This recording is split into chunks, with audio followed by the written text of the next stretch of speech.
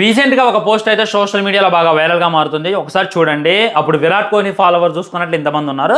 ఇప్పుడు చూసుకున్నట్టయితే తగ్గిపోయారు. Almost 7 million followers అయితే తగ్గిపోయారు.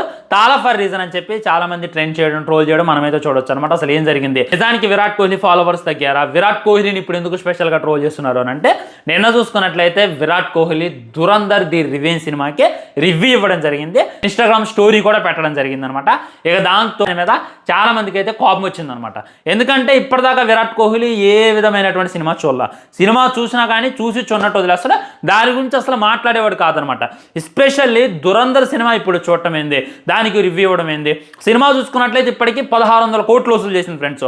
సడన్గా ఆగిపోయింది అది. సో ఒక పెద్ద సెలబ్రిటీతో, ఒక పెద్ద ఇదితో దాన్ని ప్రమోట్ చేపిస్తే ఇంకా భయంకరమైనటువంటి కలెక్షన్స్ వస్తాయనేటటువంటి ఉద్దేశంతో ఆదిత్యదార్ సినిమా టీం కలిసి విరాట్ కోహ్లీతో ప్రమోట్ చేయించారు అని చెప్పి అన్నారు. సో ఒక యాంగిల్లో చూసుకున్నట్టు ఇది ప్రాపగెండా సినిమా. అంటే కొన్ని విషయాలు అయితే కలిపారనమాట. కొన్ని విషయాలు బీజేపీకి డబ్బా కొట్టేలా ఉంటాయి. మీకు సినిమా చూస్తే అర్థమైంది.